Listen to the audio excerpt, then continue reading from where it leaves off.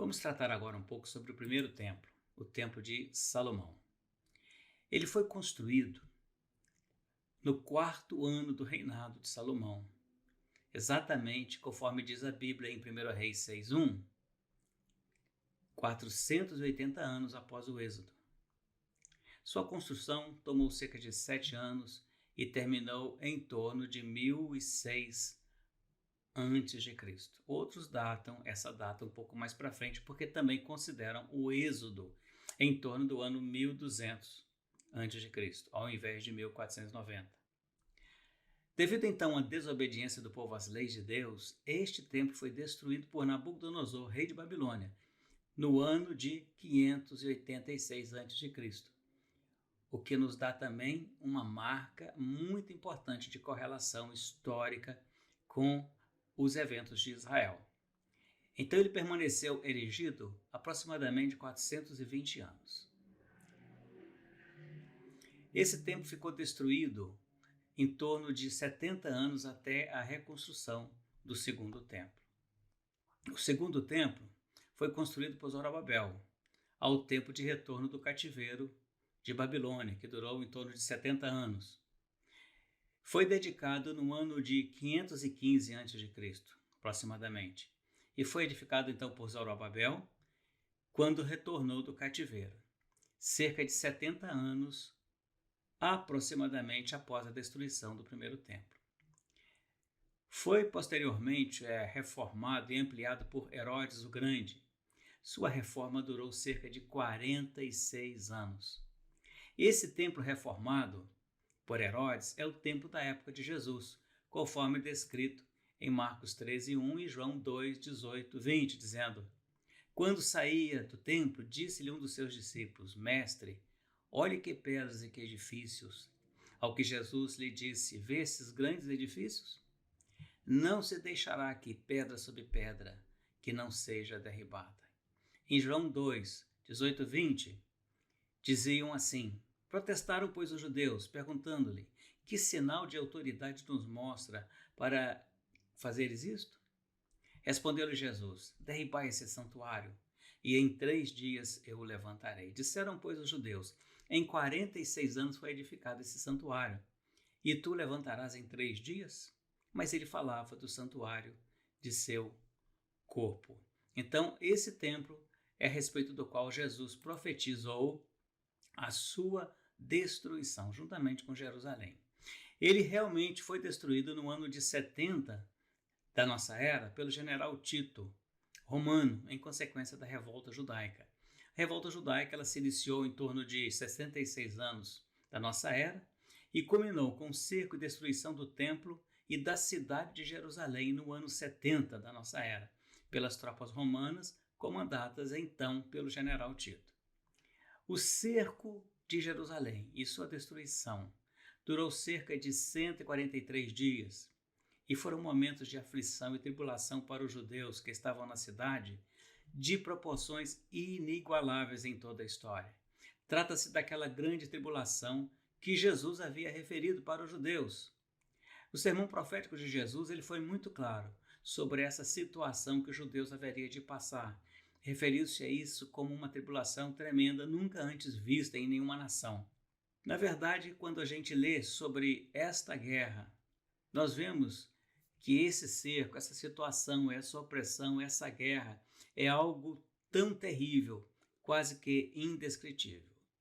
Se você quiser mais detalhe, leia a História de Hebreus, de Flávio Joséfo, As Guerras dos Judeus, no tópico, e você vai ver como foi algo tremendo, exatamente como Jesus havia previsto. Em uma de minhas visitas a Israel, eu me lembro bem quando o guia judeu, olhando para a porta oriental, ele se referiu às palavras de Jesus, confirmando o seu cumprimento e dizendo tudo o que Jesus falou e que estava escrito a respeito de Jerusalém e da destruição que nós vemos agora nesse templo realmente aconteceu. Esse templo permaneceu erigido aproximadamente 584 anos. Vamos falar um pouco agora sobre o terceiro templo. O terceiro templo é o templo do anseio dos judeus. Ele ainda não está construído, mas deverá ser para dar cumprimento a uma série de profecias. Bem nessa data, estou falando aqui em maio de 2018, aos 70 anos da nação, os Estados Unidos reconhecem Jerusalém como capital de Israel. Em maio de 1948, Israel foi formado e sua nação estabelecida na Palestina. Então, em 2018, Israel faz também 70 anos como nação restaurada. E o Templo de Israel ainda não foi erguido. O terceiro templo está no projeto. Todos os seus módulos e utensílios estão sendo fabricados. E os judeus religiosos ortodoxos estão ansiosos por erguê-lo. Existe um instituto judaico chamado Instituto do Templo, cuja finalidade é a execução desse projeto. O que impede o templo de ser erguido é que no local onde ele deve ser construído, existe o Domo da Rocha, lugar sagrado para os islâmicos. E ainda no Monte do Templo foi construída também a Mesquita de Al-Aqsa. Certamente a construção do templo no Monte do Templo representa uma barreira, pois é um problema político até hoje insuperável. Esse templo deve ser construído para o cumprimento das Escrituras. Após então a destruição do primeiro templo, Israel ficou cerca de 70 anos sem templo. Após a construção do segundo templo, no ano 70, ele foi novamente destruído. Desde então, está há cerca de 1948 anos sem o seu templo. Assim, somando esses períodos, temos um período de 2018 anos, aproximadamente, em que Israel permanece sem o templo erigido, desde que foi instituído o tabernáculo. Bem nessa data, em maio de 2018, Estados Unidos reconhecem Jerusalém como capital de Israel. Vamos trabalhar agora um pouco com a situação atual entre o mundo, Jerusalém, Israel e o Templo de Israel. O terceiro templo ele deve ser construído no Monte do Templo, Monte Moriá, onde Abraão levou Isaque para ser sacrificado. E ali acabou sacrificando um cordeiro que era figura de Cristo. E então deve ser construído. Este é o local certo para a construção do templo. Para cumprimento de muitas profecias da palavra de Deus, nós temos que ter esse templo construído. Porém, a sua construção está diante de um impasse político-religioso. Vemos no Monte do Templo duas edificações consideradas sagradas pelo mundo islâmico, que é o Domo da Rocha, aqui, e a Mesquita de Al-Aqsa, nessa situação aqui, nessa posição aqui. A Cúpula da Rocha, ou Domo da Rocha, é um edifício situado no Monte do Templo, na cidade velha de Jerusalém. Ela foi construída no século VII, em torno do ano 691, sendo um dos sítios mais sagrados do Islã, junto com Meca e Medina, e uma das grandes obras da arquitetura islâmica.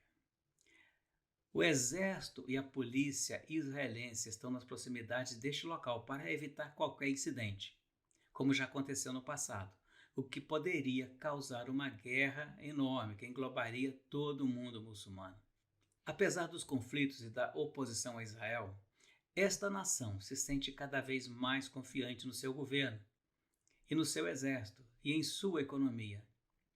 A economia e nação judaica está espalhada pelo mundo todo, pelos judeus e empresas judaicas, dos quase 7 milhões de judeus que ainda vivem fora de Israel.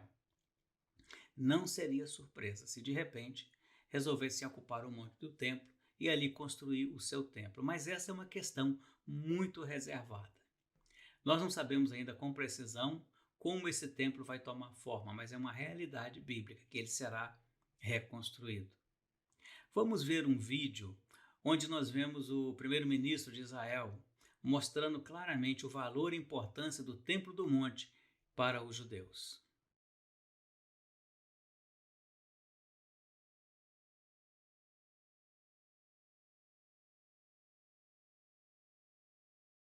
That was then.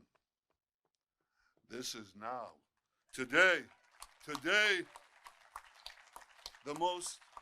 the embassy of the most powerful nation on earth, our greatest ally, the United States of America, today its embassy opened here.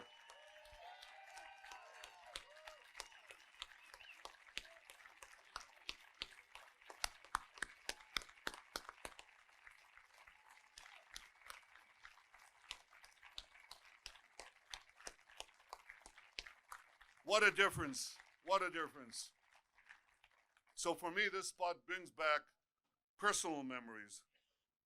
But for our people, it evokes profound collective memories of the greatest moments we have known on this city on a hill.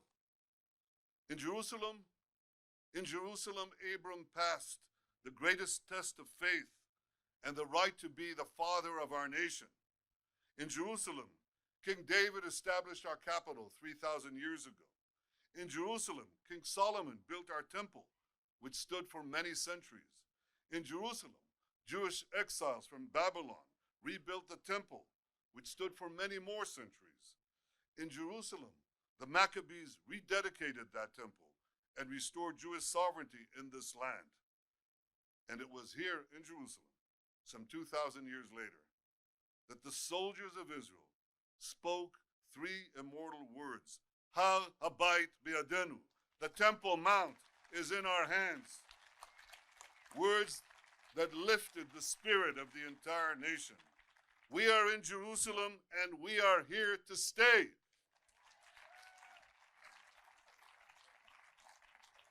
Não tem como negar, o desejo implícito de possuir por completo aquele monte, construir lá o seu templo, é bem visível e patente em toda a cultura judaica, principalmente o primeiro-ministro e os ortodoxos de Israel.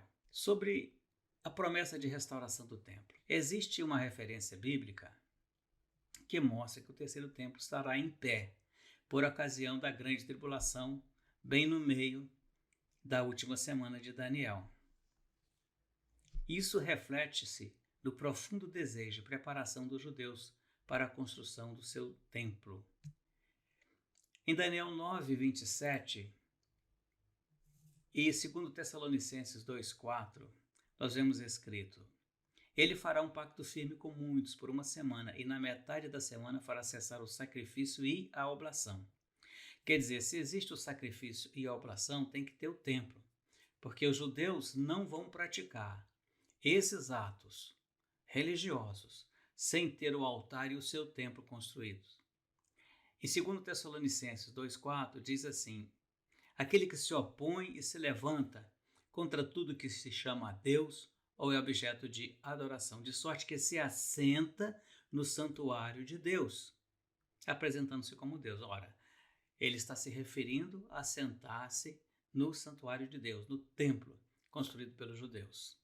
Nossa conclusão é que o templo de Israel é uma marca escatológica.